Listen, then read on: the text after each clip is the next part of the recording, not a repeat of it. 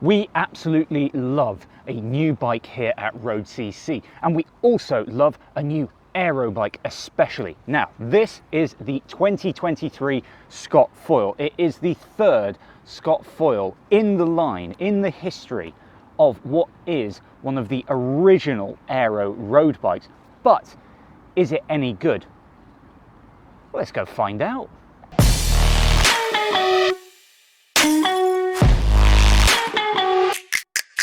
Two of the new features on the bike that got designed with the new foil are the seat post and the bar stem. Now, the seat post, well, as you can see here, it's a kind of tiny actual seat post and then a carbon wedge and this rubber cutout here. So using the slim post at the front is designed to give a lot of flex towards the rear end. Now, if you're looking at that and thinking of Canyon's famous issues with its Aero road bike, well, Scott says that they've thought about that and there are special precautions to take to ensure that nothing goes wrong. But they say that they've been using it for a long time and they've had no issues. The rubber piece that you can see in the seat post, well, that's replaceable. So that can flex, and that's the lightweight setup, or you can fit one with a rear light integrated if you want a bit more safety during evening or even daytime rides. Now, up towards the front of the bike, we have a new cockpit from Syncross, which is Scott's in-house components brand.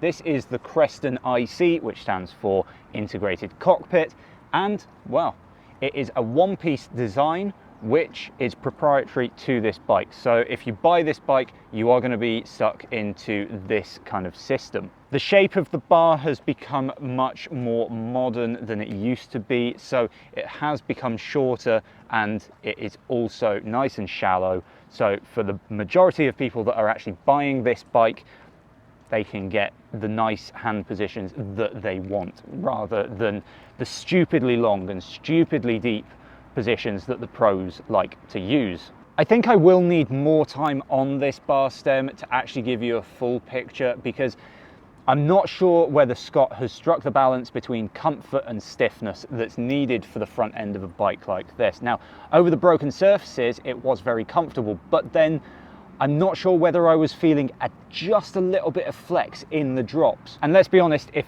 I'm maybe feeling it, then a big strong rider that's going to be using this bike, well, they're probably going to feel it even more. One thing that is nice to see though is that the bar stem and the frame has routing for electronic and mechanical shifting systems. It is disc only, but I have seen inside one of these things and it is a pretty clean setup. And finishing off the bike nicely up front is a nice computer mount by K-Edge.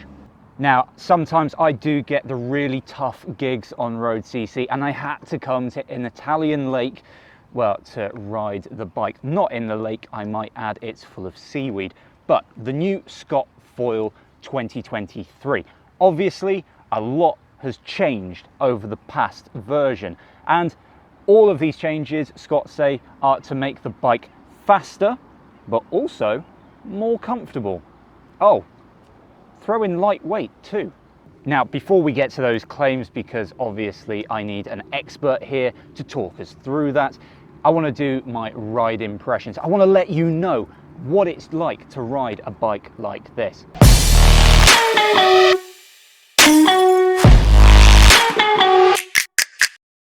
Now, personally, I don't want to come across as like I'm getting old, but the first thing that I noticed about this bike is how comfortable it is. If you take the original Scott Foil, that was very harsh, basically. This bike, it's coped really well with the Italian roads that we have here. Now, Italian roads are not gloriously smooth everywhere you go, as some people with their rose-tinted specs might tell you.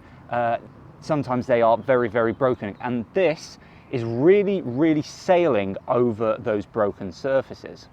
Now, the obvious thing that you might be thinking is that, yes, Liam, it's got 28mm tyres on it and there's room for 30mm rubber in there. Of course, it's going to be comfortable, but I took the bike out with these Vittoria Corsa tyres pumped up well beyond what I would usually run a 28 at, and the frame was still giving me a very, very compliant ride. So whatever Scott has done in there to make it more comfortable, it's working. Now, the whole point of an Aero road bike is to actually go fast. So you might be thinking, Liam, okay, so comfort, get off that. What's it like to ride fast? Well, this thing, I think, gets better the faster you go. So at 40 kilometers per hour, if you're just cruising along in a bunch on, with your mates, this feels quite planted. It's very nice, but then push it to 50 and suddenly we're going places.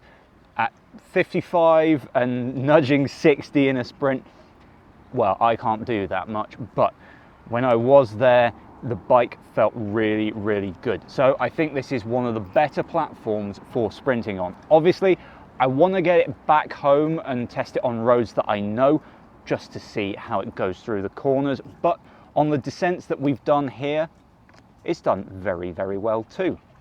With such massive tube shapes, it can sometimes feel like a bike is kind of like a canal barge to handle, but actually this thing feels light. It feels light through the corners. I wouldn't be surprised if you were taking a look at this and thinking that this is an absolutely terrible bike for climbing, but this build that I have here comes in at 7.22 kg, and well, it does very, very well. It's better, I think, from my limited riding, at doing the climbs that maybe are more consistent in their pacing. So an Italian mountain road that changes gradient every few hundred meters might not be the best for this thing, but it did really, really well.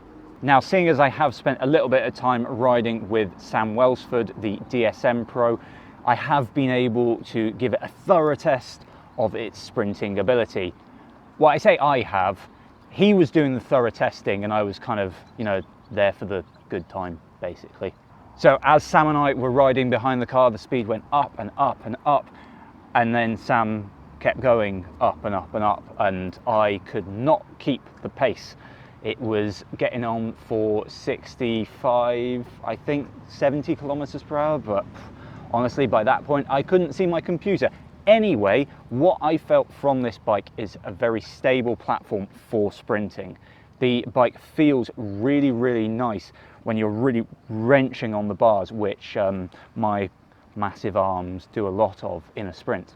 Okay, so I might not be the best person to ever test a sprinter's bike, but speaking to Sam in the pits after we'd done some hot laps behind the car, he seemed very, very impressed by his new bike. This, bearing in mind, was the first time that he'd ridden it. So for him to be this far off of the bumper of the car, well, it just shows what skills the pro riders have. Now, if you haven't been following the cycling career of Sam, well, he's done very, very well in what is his first year in the World Tour. He's netted a win at the Tour of Turkey. He took third in that horribly rain-soaked Scheldeprijs, and he's got a string of other top 10 results against the likes of Caleb Ewan and the other really fast sprinters. So it's safe to say that if we ever need a sprint bike testing, well, we might just ring him up. Now, seeing as this bike is all about aero, thankfully I've been joined by Simon Smart, who knows one or two things I'd say about aero. Simon, can you take us through the main things that you've done for this new bike? Absolutely. I mean, it's all the fours we've worked on have been in evolution, the same ethos in that we're trying to make it as aero as possible, but keep the weight down so it's rideable and usable. I suppose the aim, was, even with the first foil, was 10 years ago we wanted a bike that they could use in the tour on every stage of the tour, and that's what it's always been about. As an aerodynamicist, you're always tempted to have these super deep tubes and want this really aero bike. But I'm super happy with the final result 10 years on that we've finally got there. I think with a fantastic compromise. I don't think we want to go any deeper on any of the tubes at the front. So where you have the clean airflow, we've got the deeper tubes. There's less interaction with the rider here, and you can do that, and you can generate some like a sail effect in a crosswind, which gives great performance. The other area that's changed over the last few years is the UCI relaxed the rules slightly on the 3:1 aspect ratio on the forks and the tube shapes, and also there was a regulation change where it could become more like a time trial bike, where you could use the regulation fillets between the tubes. So that's opened up the design a little bit. But yeah, I'm really happy with the way this bike, the way the development went, and it was really pleased with the results. In the wind tunnel, it was super exciting. We did two iterations. Started in 2019, just before lockdown. It was a very quiet project. Really enjoyed it. Small team of great people at Scott, and we worked really hard on. It's funny, really. We're just almost doing the same thing that we did 10 years ago, the same methodology, but it's so much better. CFD's so much better. We've learned how to use CFD and really integrate that into the design process. Also the FEA, and so the things that limited, like for instance, the depth of the down tube 10 years ago, that idea we maybe obviously wanted a deeper down tube 10 years ago, but it was just way too heavy. They made the bike too heavy. And now all the iterations they've done in FEA and the optimization, it's the whole package. It brings it together. So it's awesome. So we're looking at the value of all these different shapes in the wind tunnel first of all, and then from that they can then consider what the weight cost is and weigh it all up, and we've come up with an awesome package. So one of the things I wanted to pick you up on is that you're saying that this bike is faster with the rider on it than the old bike. That's got to be key, because obviously a bike doesn't go anywhere without the rider. Absolutely. I mean, it's something that, from the start of me working on bicycles, you wanted to, in an ideal world, you'd go into the wind tunnel and you just drop a rider on and you'd pedal and you'd have it'd be as close as possible to the real world. But of course, the issue is the fidelity we're chasing. We're trying to measure. The reason why we got to this was because we found so many tiny gains of 0.1, 0.2 watts, and we've added all of those together. Now the reason I'm talking about that is because it's a lot easier to do that if you just have a bike in the wind tunnel. When you put a rider on there, then all of a sudden this bit's only like 25% of the whole thing you're trying to work on, and it makes measurement fidelity a real challenge, and you can't see those small differences.